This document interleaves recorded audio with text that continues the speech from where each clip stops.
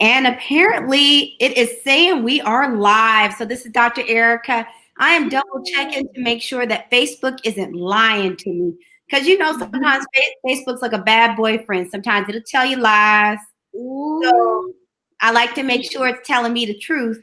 Say we are live and in process. And yes, apparently Facebook is not lying right now. Facebook is a good boyfriend. Excellent. Woo woo. Excellent. Ooh. So I'm excited that it's a good boyfriend today. I'm so happy to have my special guest with me. I know I'm in good old Atlanta, home of everybody is outside already, living their not so best life. Ooh. So where are you, Dr. Rene? Where are you coming in from? I am coming to you live. Thank you, Dr. Ericka, from Chicago, honey bun, Chicago. It's beautiful here today. Summer has finally arrived because we only get like 9 days of summer, and that's it. So it's like in the 80s today. It's a little humid, but it's gorgeous. Now, are folks out just chilling out there like they are down here, or are they still kind of in the house up in Chicago? Probably a little bit of both. Technically, we haven't officially opened up all the way yet, but I think people are getting serious cabin fever, and especially when this weather gets nice, because we don't get a lot of nice weather for prolonged periods of time. So each time I go out, I'm seeing more and more people. Well, and I think that's one of the challenges. We're about to get started, but I figured we chat a little bit while we get this started, is that I think people are trying to balance whatever their perception of being safe is with their personal level of cabin fever. And I knew people would get cabin fever. I had no idea when this first started that people's cabin fever would be as intense as it seems like it is. Do you think it's more or less than you had anticipated at the start of this? I think it is more intense, particularly I think in places like Chicago. I'm pretty sure New York is going through the same thing, where you get bad weather, and so you're forced to be inside during the winter months.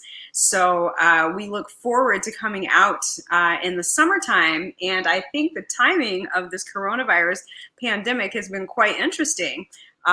Because some people are just their life is planned around the summertime events in Chicago. It is called Summertime Chai. It's like a legitimate thing. The city takes on a completely different feel in the summertime, and people look forward to it. The festivals, the concerts, the food festivals, and everything is starting to be canceled, and I think that's really dashing some people's hopes. Yes, because I know it's like you have what's the big food one? Taste of Chicago.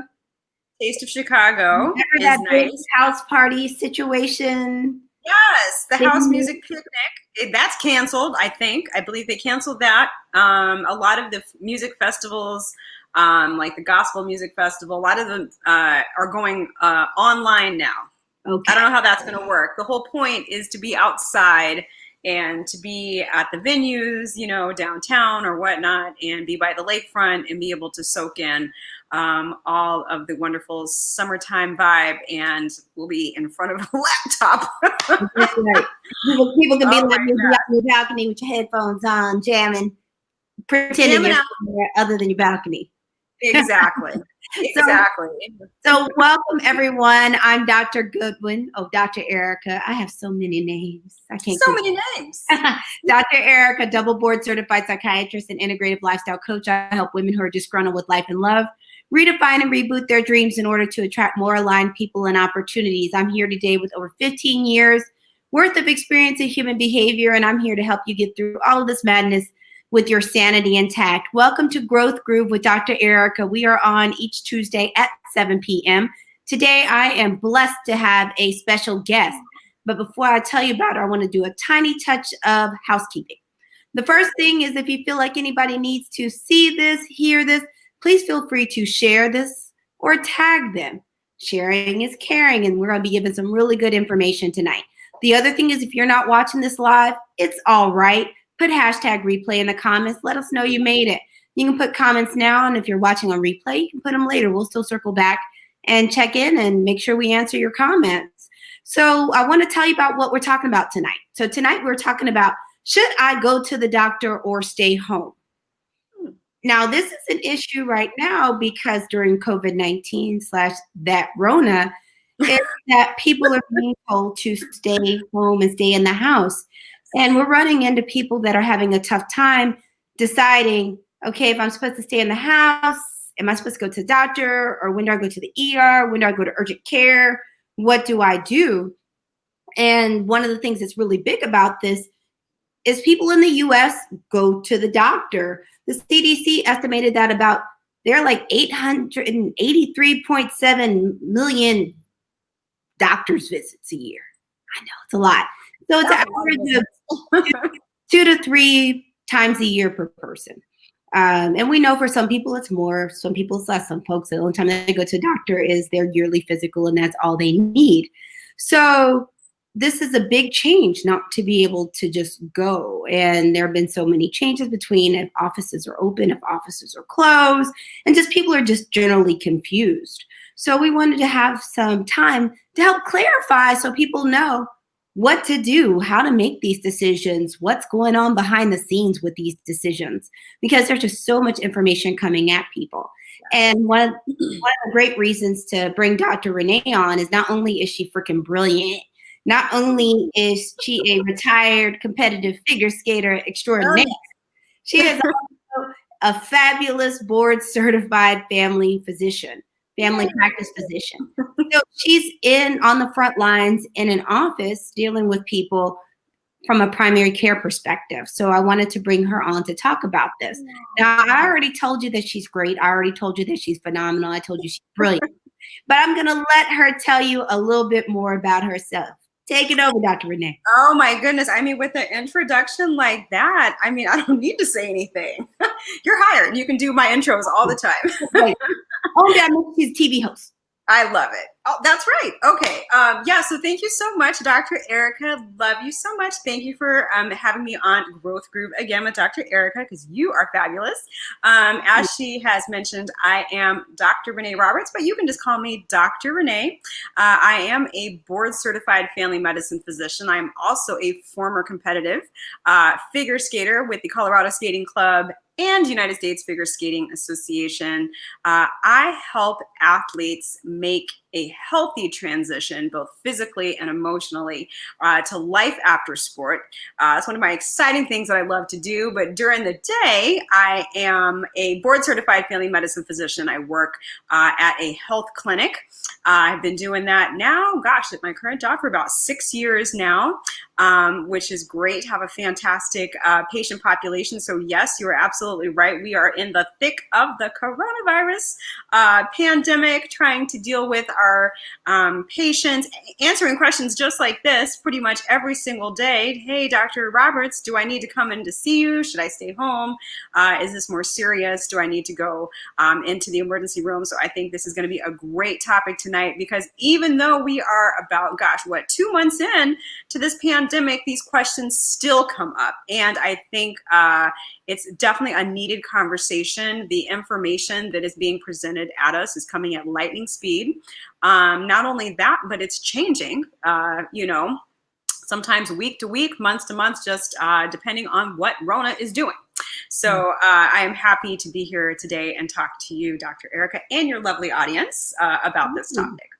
So let's go ahead and get started. So one of the things we're going to start with is, the first thing is number one, people generally will have questions with, do I have Rona? Do I have coronavirus? Do I have COVID-19? Do I go to my doctor? I think I have it. But also the other issue we're dealing with is life and health didn't stop just because of COVID-19. Absolutely. So all the rest of the regular health stuff, be it preventative care or your high blood pressure, your sugar, your whatever, it is still going on during COVID-19. Yes. And one of the reasons we wanted to come to you is that what I'm hearing, and I want to know if this is what you're seeing too, is I've talked to some of my colleagues that are in hospitals, in ERs, in urgent cares, and in offices, and they're finding at times that people are staying home so long that by the time they come in, they're actually significantly sicker. Are you seeing anything like that? You know what? You're making some excellent points, and I'm so happy we're having this conversation because I know what's happening. A lot of people are getting like coronavirus burnout, okay? And they're like, oh, I'm tired of talking about it. But you brought up a very good point.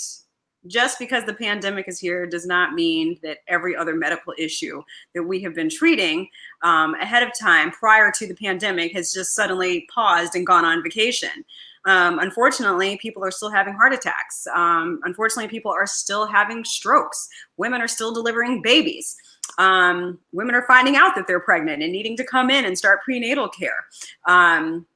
People are having medication questions. People are still breaking out in rashes. I mean, there's all kinds of things that I deal with on a daily basis as a primary care doctor that has not stopped.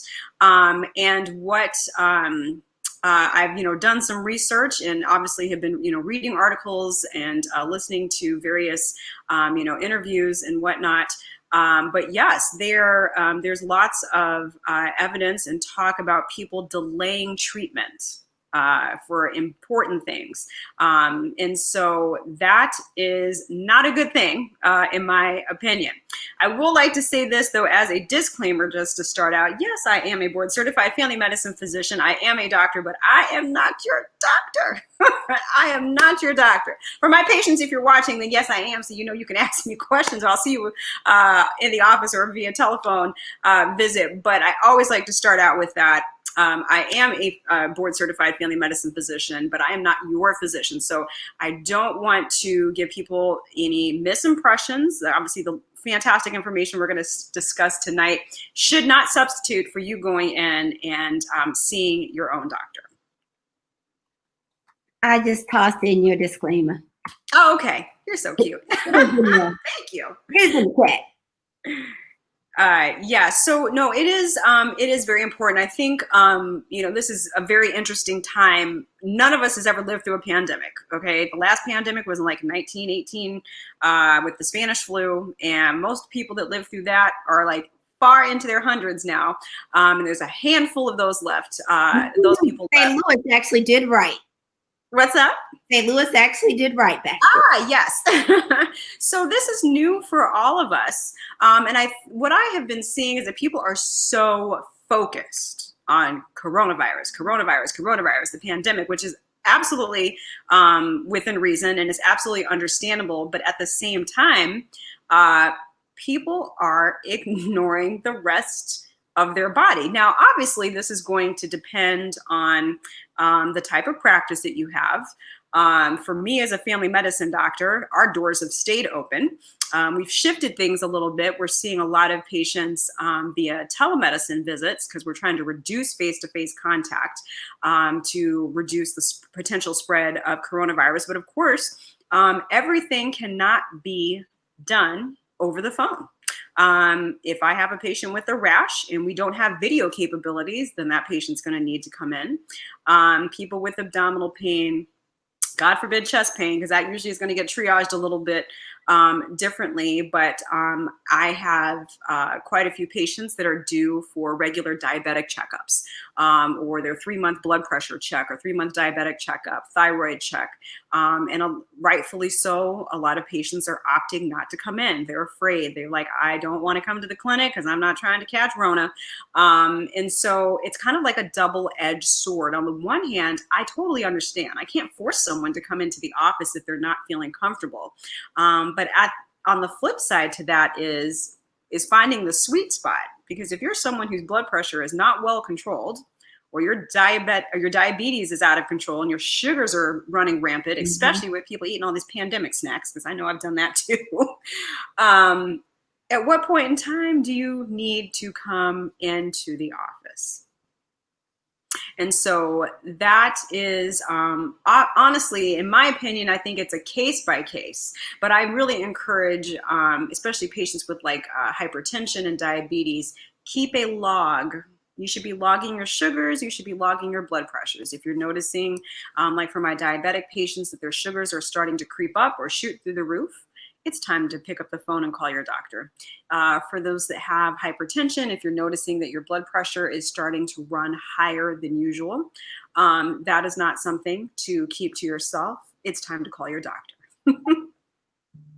Thank you so much. I think that's an excellent point as far as logging your sugars, logging your blood sugars, and logging your blood pressures. And I think one of the things you're bringing out is there are a couple of different tiers of reasons why people would be making decisions of should they go to the doctor or not. Mhm. So one is just, hey, a little something's going on.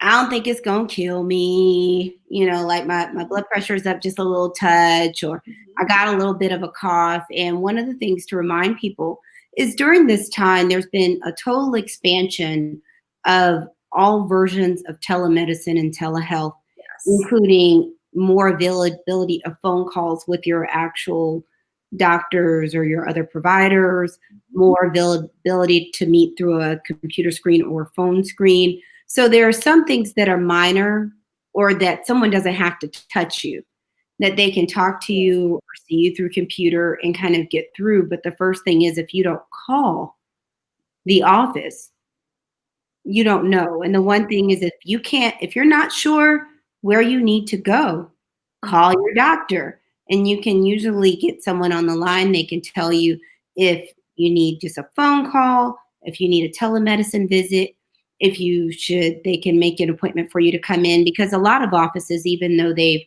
decreased who they're seeing, there are quite a few offices that are still open. They've just been doing varying degrees of how much do they do of people that they could very easily see not in the office versus how many people they just literally bring in. But if you call, then they can help. There's a word we use in medicine called triage. Yeah. That basically means figuring out where you need to go. And they can help coach you through if it's a situation where they just need to call you, they need to see you over the computer, or if you need to go in, or if it's something that they're like, hey, you actually need to go to urgent care and you need to go to the ER. Because the thing you don't want to happen is you're kind of at home suffering alone and then it's actually something major when you can make a phone call. In most places, even if your office for some reason they totally close, because there are some practices depending on the specialty that have had a difficult time staying open during COVID, that they should be able to refer you to who else to call if they're not open. But the first line of defense in making the decision is to call. Now, Dr. Renee, what are some reasons? And I know this may come up. What about regular health maintenance during this time? I know things are starting to shift because people are starting to open their clinics up more than they were before. But how about people that it's about time for their regular physicals or their yearly blood pressure follow-up or their yearly diabetes follow-up or their annual pap smears and stuff or their mammograms and all that good stuff. What kind of things are you seeing out there in primary care for those kinds of things? Yeah, that's an excellent question. And again, I think a lot of it is going to depend on your office practices, whether you're in a big group practice, solo practice. Obviously, doctors are going to be doing things differently. So I'll speak from my experience.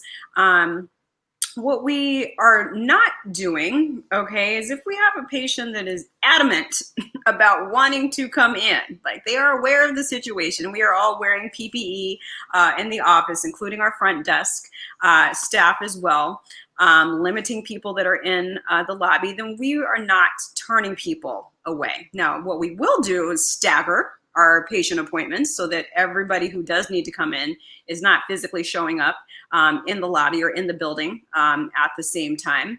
I mean, just from experiences the last couple of weeks, yes, I'm still seeing diabetic patients. I'm still seeing patients with high blood pressures. I had a lady that, has had history, or anyone that's had history of abnormal pap smears. Maybe you've had a history of cervical cancer. I would not wait for those. Okay, now that's just something that our office is, making available to patients because certain things you don't want to wait.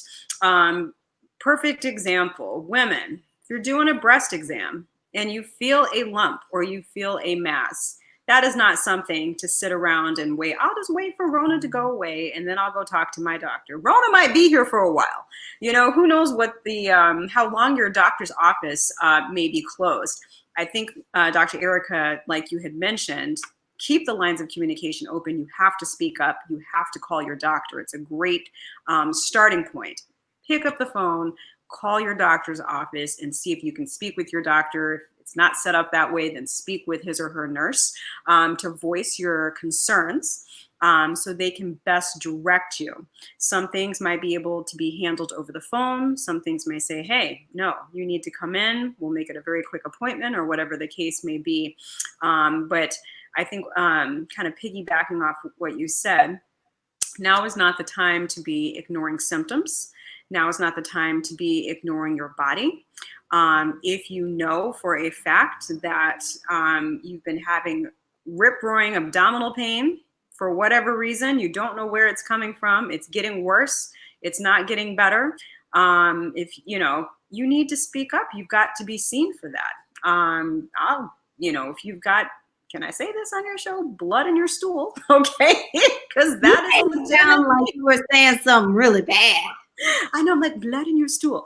I mean, these are like serious primary care complaints and issues that come up, Your body doesn't know that it's a pandemic, and it's like, well, let me just hold out and wait for these symptoms until coronavirus is over. No, these things happen. These are like everyday issues that are happening. If that is the case, you don't keep that quiet. That could be a serious issue. You could have an ulcer. It could be colon cancer. It could be diverticulosis. I mean, there's all different types of things that can cause that. Speak up. Absolutely speak up and call your doctor. So what I'm doing is I am definitely keeping the lines of communication open. If patients want to talk, they can talk. If they want to call and ask questions, because I get this a lot, I don't know if I should come in and see you or if I shouldn't, then that is definitely a conversation that I can have with my patient, or my nurse can have in triage, as you had mentioned, just to kind of help determine the severity of the situation. One thing that I would like to share with your audience that I think is a good point too is ask yourself this question. If the coronavirus pandemic wasn't here, based on whatever symptoms that you currently have, would I still go see my doctor? Would I still give them a call? So let's pretend that coronavirus is not here. Let's pretend we're not in the middle of a pandemic. Based on what you have, okay, your symptoms, would you still go and call your doctor, or still try to go and be seen? And I think that will give you your answer. If the question is, well, you know what, no, this isn't so bad, I can wait, then chances are you probably can wait. But if it's something that you're like, wow, whether coronavirus was here or not, I still need to go into my doctor to have this looked at or this examined, then I think you've got your answer. The answer would be yes, you do need to go see your doctor. Well, in part, I think you brought up a good point, which is, it reminds me, I see Joy was on the line. It reminds me of South Park when they'd always go, what would Brian Boitano do?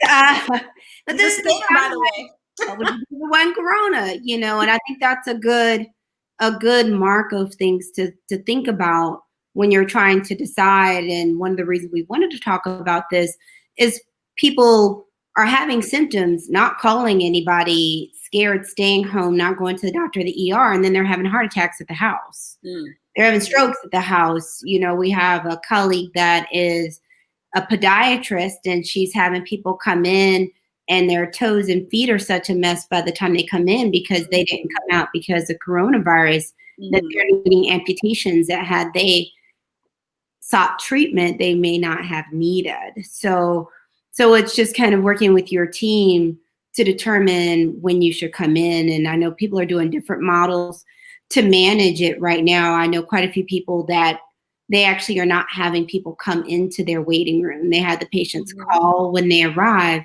and then the front desk calls to tell them when they should come in, and then they come in and go straight in, and they didn't interact with people. Yes.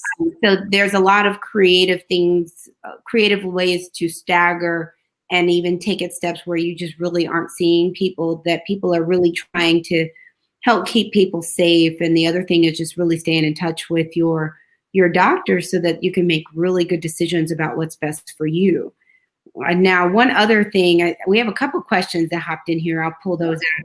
I didn't keep one up because it was so big, it kind of covered up part of your face, Dr. Rene. You look lovely. Yes, it doesn't cover your face when you sit all the way up. But there when we go. you lean in to give us some really good juicy tidbits. Okay. So the question is, do you think it's wise or selfish to try to get tested if you have no symptoms? Like if you want to be sure before you travel locally? Okay, so that's a good question. I've been getting asked this one a lot too. Well, Dr. Roberts, I have zero symptoms, but I want to go get tested. Okay, so first thing I always say is this. What are you going to do with the results? Because you're going to get an answer. It's either going to be yes, you have it, or no, you don't. Ultimately, I always tell my patients this: you do what makes you comfortable. Because I can give you advice till I'm blue in the face, but it's not going to do anybody any good if at the end of the day you choose to go out and do what you want to do, which is absolutely fine.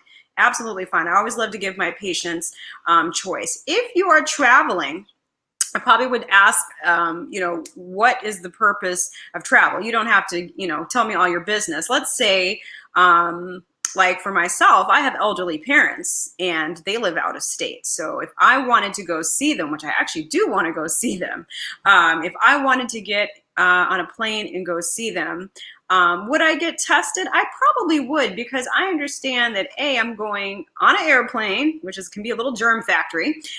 Even before COVID, it can be a germ factory. And then two, I'm visiting a high risk population. My parents are well into their 70s, and I certainly would not want to bring coronavirus to them. I'm asymptomatic, but so are a lot of people that are coming down with coronavirus. So in that regard, yes, I probably would get tested, because if that test came back positive, guess what? My trip is now going to be canceled and put on hold. I wouldn't even want to fly there in quarantine, because I would not want to put them at risk. Now, if this is just a pleasure trip and you're like, woo, I'm about to go to, I don't know, Hawaii, Mexico, Aruba, I'm not even sure, you'd probably have to need to check the travel restrictions, because a lot of these places you're going to be quarantined anyway, regardless of whether you've had a COVID test or not. So I would stop and think about what the purpose of your trip is and who it is that you're going to be interacting. And then obviously ask yourself what you're going to do with the information, because chances are for a lot of people who are completely asymptomatic, if you go out and get tested, some of you are going to test positive. Doesn't mean that you can't travel ever, but it does mean that you should not travel at that point in time. You need to self-quarantine for 14 days. Thank you so much, Dr. Rene. And I think the other issue that comes up with that is also, it's one situation when it's just you're curious and you're not going to be around anybody. It's another thing if people are sheltering in place with multiple people, Yes. or if there's going to be a shift in their shelter in place where they were shelter in place with someone at one point, then they're sheltering in place with somebody else. Because we know life goes on, things shift. Also, people are having financial difficulty, so they may be also shifting around for that. There are people that already had moves or things planned that they couldn't necessarily not move or shift because this happened. So, I think the other thing is, one of the big things is, who are you going to be around? I think is really important. Luckily, testing is becoming more available. I do realize the whole situation is scary, and then it's even more difficult because a lot of people don't know what their status is one moment to the next, because most people haven't actually been tested. Yeah. I mean, I was tested. Thankfully, it came back negative, but that was like almost a month ago. So who knows what the situation is right now. I pray that I'm not one of these asymptomatic people rolling around with Rona, okay? But is that a possibility? It absolutely is a possibility. I've had zero symptoms, but which is very scary. I think that's very unsettling. It's just very unsettling to know that you could be walking around with something and not know, and then potentially spread that either to people you don't know, or like you had mentioned, if you're sheltering in place with someone or a group of people. And you bring up excellent points, Dr. Ericka. Some people have to move around. It's springtime. People are taking jobs. College students have graduated. I know we as doctors, what just happened, people matched, it's residency season. Okay, the resident physicians are getting ready to make their move so they can start working in the hospitals. They can't stay home. It's going to require people to get on a plane, get on a bus, a train if they're operating.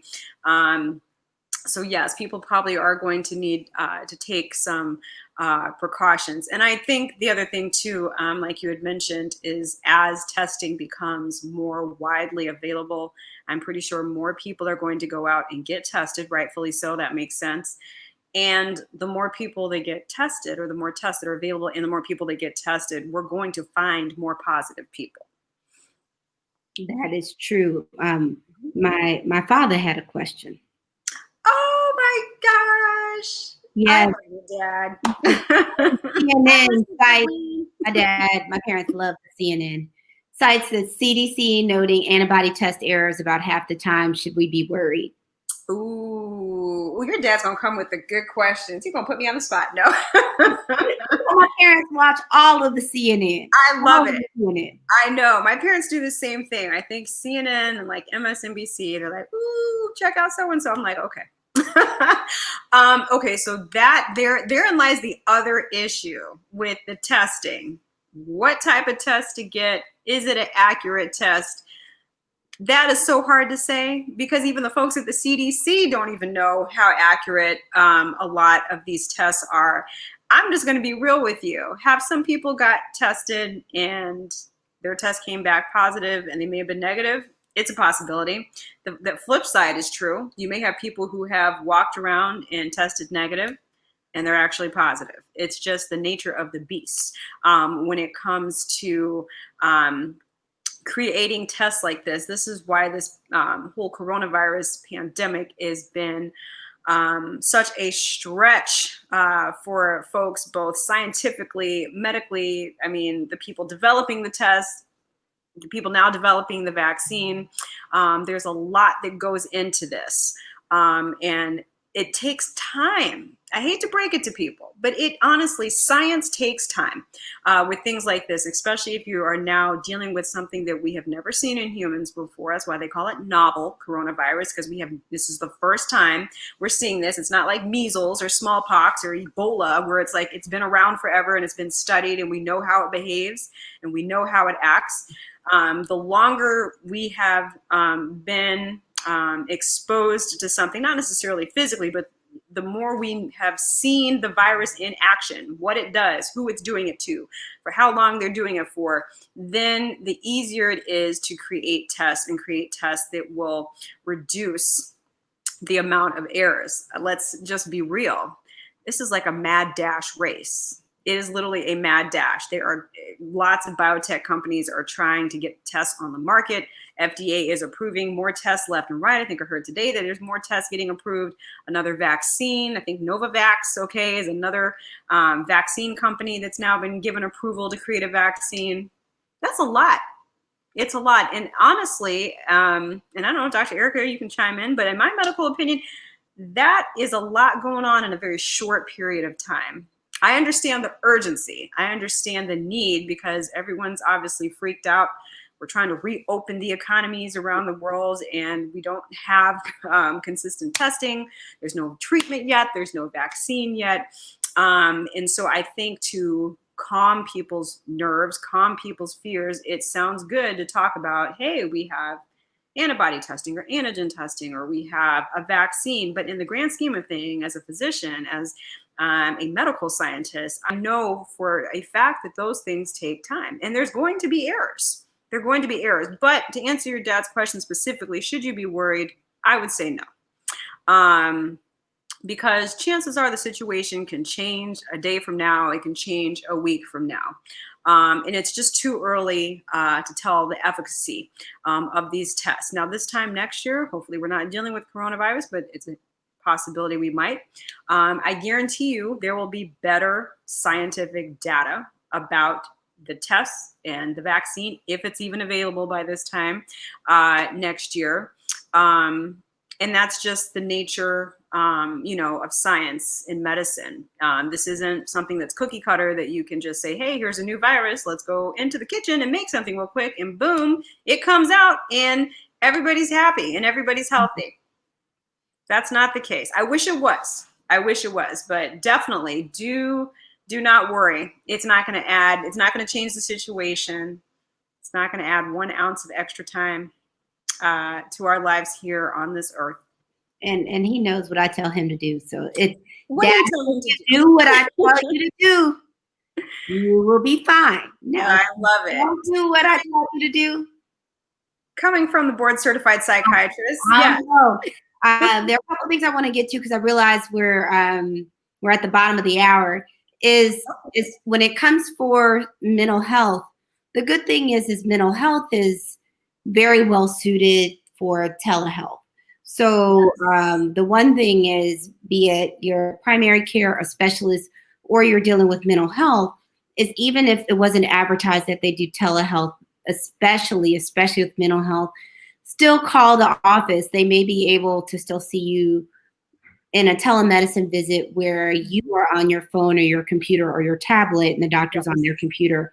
So they may still be able to see you to help you get taken care of, to make sure you have what you need to be well. And the same things that were psychiatric emergencies before COVID are still psychiatric emergencies. So it's still an emergency if you're thinking of hurting yourself, you're thinking of harming other people, or you just can't function.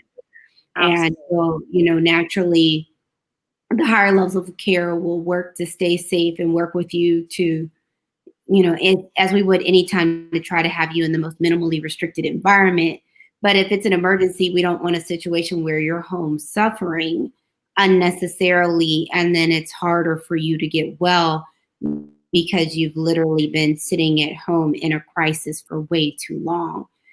So the same things kind of go for us when it comes to things becoming emergent. But the best cure for all of this stuff is to get help early and check in early. Don't wait until it's a crisis. So if your blood sugars are a little out of whack, or you're having headaches, or you're dizzy, or your blood pressure's a little off, or you just feel kind of wonky, or from my end, your mood's kind of janky, go ahead and call. Don't wait until it's just a disaster, because if you wait till it's a disaster, then you probably will have to go to the ER or the hospital. Yeah. If you take care of it while it's early, we may be able to manage it without you coming in, or have you come in for a brief visit and a brief contact and get you straight. The other thing is this is a great time to practice health maintenance on our end. And we have to do this as human beings. We may be doctors, but we still have bodies. We still have a body that's a temple. We still can get sick. We can still get jammed up. So we have to do this too. So I'm not going to tell you anything I won't tell myself. Is true. Dr. Rene brought up your self-breast exams. Well, right now, since everyone's not at the doctor quite as often, this might be a good time, instead of doing them. A lot of times we'll recommend doing them about once a month or so, and people will typically do them somewhere tied to something with their cycle, because it's like a thing to remember. But it might be good to do it kind of once a week. Just check in on your boobs. Check and see how they're doing. I know I probably didn't need all the hand movement with it, but it's a good time to just, and it also help get you in the routine of checking, because that's one of probably the most common way people pick up actually on breast cancer is the self-exam. So you need to do that. You should be not just quarantine snacking it up, but especially if you have issues with your weight, or your blood sugar, or your cholesterol, or your blood pressure, or your post-stroke, post-heart attack, and you already know you're supposed to be eating low sodium or low fat, or watch your carbs, or whatever your respective thing is. No one's saying you have to be perfect, but this is a good time to make an effort, because the more you do to be proactive, that will help you be healthier, which puts you in a better position to not have to go out in the middle of this if you don't want to. So the better care you take care of yourself, the higher chance it is that you won't have a health emergency or something like that. We realize that sometimes stuff happens, and there have been plenty of healthy people that have gotten jammed up with COVID or random stuff, or was trying to cut their healthy dinner and jack their finger up with a knife. Stuff still happens. But why not do what's best for yourself? Why not say yes to your health? Why not make the effort to try to prevent some of this madness? And we're not asking for anybody to be perfect, but this is a good time to start building some of those healthy habits. So since we're starting to wrap up, I want to ask Dr. Rene if she has any pearls or takeaways that she wants to give our lovely audience? Oh my goodness. Yes. Oh my, you actually already mentioned some of them, but just to reiterate, big take home points. Don't ignore your body. Do not, under any circumstances, ignore your body. I always tell my patients, you know your body best. I'm not inside your body. So when something is going on, you have to communicate that and tell me. So definitely keep tabs on yourself. Like, your body will talk to you and let you know when something is not right. Whether it's the chest pain, whether it's the, oh my goodness, I'm having trouble breathing. This belly pain's not going away. I found a lump in my breast. I've got blood in my stool. Don't ignore any of those signs whatsoever. We obviously know that people have some pre-existing conditions, but for those that do, or even for those that don't, I feel like the best prevention is good health. And that usually starts with eating well, okay? I get it. I was guilty. I was like, oh my God, is this it? Is this the apocalypse? Because I'm about to go eat. I'm about to eat whatever I want. I don't care.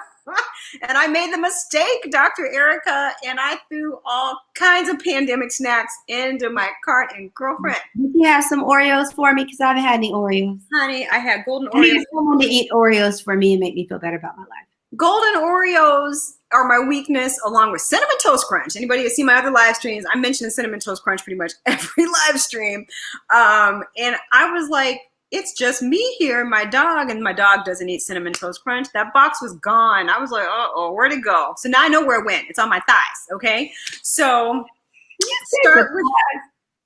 start with good health. Please, do your best to try to refrain from throwing a lot of, overly processed foods, high in fat, refined sugars, starches. I know they taste good. It's comforting. It's a time of stress during this pandemic. People just want to snuggle up to a bag of donuts. I get it. Or that bottle of wine or what have you, but try to limit that, okay? Fresh fruits, fresh vegetables. Obviously, the basics, wash your hands. Don't be all over your face.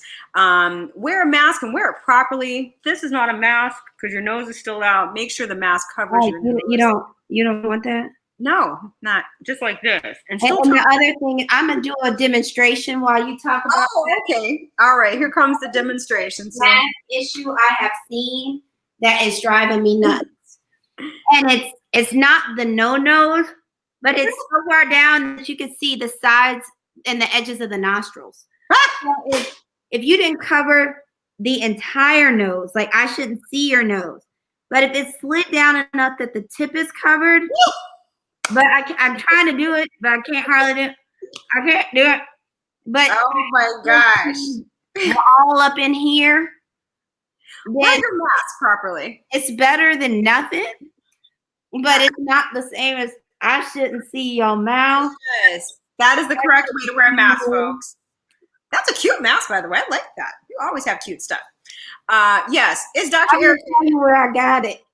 Is that Athleta? This is a Mama original. Oh, I want one. And as we talk about, you pop it off from the sides. Oh my gosh, I love it. See? And you see what you didn't do? Because I'm in my house, I can do the demos of the stuff that's jacked up, which is, I love it. You got your mask on. You like, I've been COVID safe, and then you do this. And then you touch it all. No. Don't do that. You take it off from the side. Things not to do. But yes, as Dr. Ericka has so lovely demonstrated, yes. That's bugging me. It's, the one you were showing with the nose out, but the other is when just the tip is covered, but just all of this is, No, epic fail. Don't do that. Don't it's not helping. That one. It's not helping you, and it's not helping us. It's not helping anybody. So yes, wear a mask properly. Keep yourself hydrated. Water is your friend. Liquor will make you thicker. Okay. The other thing too, for those of you that are on medication, okay, look, now this is not the time to be skipping your meds, missing dosages. I know the economy is a mess, so I pray that nobody is getting furloughed and laid off and that type of thing. If that is the case and you're realizing you're going to be financially strapped, please don't sacrifice your medications. Cable can get cut off, okay? You can be okay without cable. They probably don't want to hear that, but you really have to reprioritize. There are a lot of prescription assistance programs. You can always call. Can you tell them what a prescription assistance program is? Just in case. Oh yeah, absolutely. For those of you that don't know, a prescription assistance program, there's several that are out. Like our clinic actually has its own pharmacy, and we offer a prescription assistance program. But many of the major drug companies, AstraZeneca, Lilly, that type of thing, Novo, Nordisk, Novartis. I don't work for them, so I'm not getting kickbacks or anything like that. But I've just been doing this medicine thing for a while, so I kind of know about these things. But many of them do offer a prescription assistance. So that is if you are having a hard time paying for your medication, because girl, let's be real, some of these medications are downright expensive. I feel for the patients who are diabetic and on insulin. My God, insulin is just crazy expensive. And I know some people out there either watching or have friends or family that have lost jobs or are furloughed. That means money is tight. They might just be trying to keep food on the table and a roof over their head. But I would encourage you not to let your medications go by the wayside. Call your doctor, okay? Because a lot of times your doctors will know about these programs. If they're not helping, then call the pharmacy because they usually can catch wind of some programs. And if not, you get your box, your little bottle out and say, hey, this is made by Eli Lilly, whoever, and go to their website or call them and ask for help. Say, hey, I need to take these medications, but I'm having trouble paying for them. A lot of times they will have discount cards that will knock off a portion of the price. I know and again, I can only speak for my pharmacy that's at our clinic that will actually, a lot of my patients, have financial challenges. And so a lot of times they can get their medication for free. Okay, not all the time. It just depends on multiple factors, their income, that type of thing. But at least those programs are available. So again, like Dr. Ericka mentioned, you have to speak up. If you don't ask, if you don't talk to your doctor, if you don't give us a call, then a lot of times you don't know. But now is not the time to be skipping out on your meds, particularly if you are diabetic, diabetic and on insulin, okay? If you're hypertensive, have high blood pressure, please don't try to stretch your pills out, cut them in half. We always know, because I'll be laying there, wait a minute, your blood pressure is not looking good today. And I will ask those questions. Any good doctor should be asking those questions. And I am asking a lot of my patients whether they've ever been on a prescription assistance program or not, because I get it. I know what's going on now. People are nervous, people are worried, and they are trying to make ends meet, especially if they've got kids. Kids are out of school. Kids are probably eating people out of house and home. And all that extra money that may have been used or saved with lunches being done at school, now it's being eaten up and eaten into the budget. And so, parents, as lovely as they are, which is commendable, might be making sacrifices and not, getting their own medications. What you have already mentioned too, we have the lovely Dr. Ericka, awesome psychiatrist. You need to keep mentally healthy. Your physical health and your mental health literally are hand in hand. One is not more important than the other, like Dr. Ericka had mentioned as well. A lot of behavioral health specialists, the psychiatrists, psychologists, therapists, a lot of them are offering telepsych or teletherapy visits, over the phone. I know Dr. Ericka has something she probably wants to say about that with her telepsych visit, but I'll let you get to that. And the other thing too that I think is nice for those people, create a COVID action plan, a family COVID action plan. I am single. It's just me and Mr. Biscuit, my dog, but I have had conversations with my single friends about, hey, well, let me keep you in the loop. Like if I get sick, then this is what my game plan is, or I plan to go to this hospital, or would you be willing to check up on me, or what have you. But for those of you that have a family, whether it's extended family, all living under one roof, get a family COVID action plan together. Even though we're reopening, just because we're reopening doesn't mean COVID's going away, because it's not just yet. But get a game plan. What are you going to do if you get sick?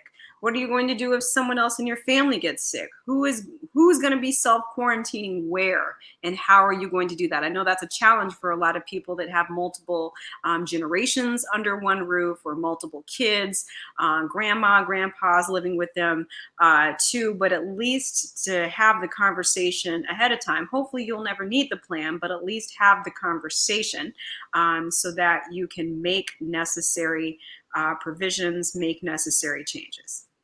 Thank you so much. I really appreciate that. That's some really, really excellent information. Again, I want to remind people, if you feel like anybody needs this, please feel free to tag or share this with them. If you are coming on later, put hashtag replay so we know you were here. Please feel free to put comments in there.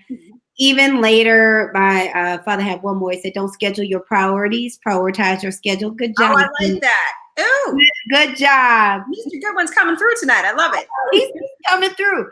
So since Dr. Rene had some really great pearls, I'm going to wrap up a slightly different way today. So we talked about one of the important things is taking care of your mental health. And one of the great things is that a lot of us are very accessible through telepsychiatry, which is where you see your person, you're on either your phone or your tablet or your computer, and the other person's on the other end and they talk to you through it.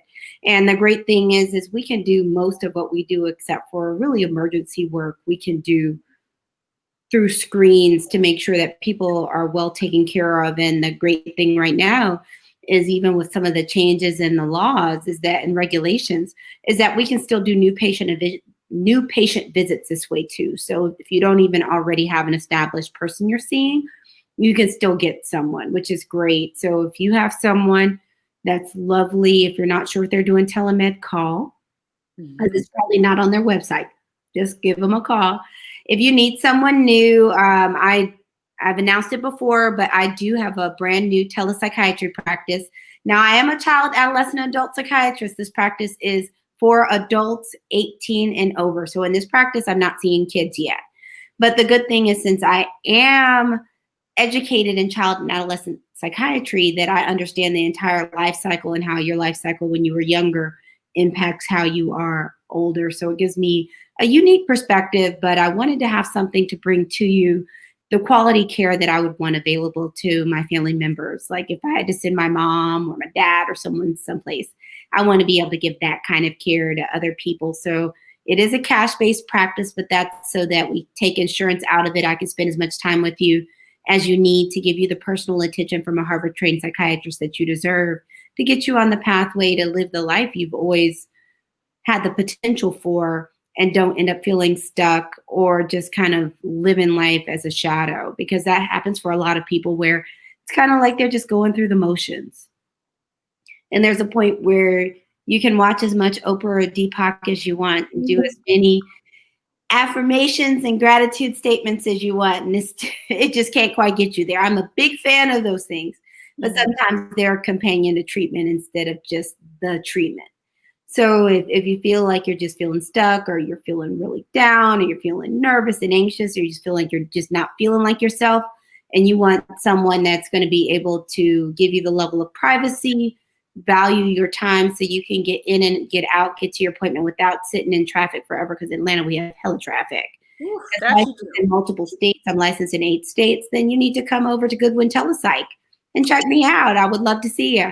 As I said before, it's an adult practice. It is cash-based, and it's what we call low acuity. So it's for people that need some help, but this isn't for the person that's just forever in crisis, because then you need to see someone in person.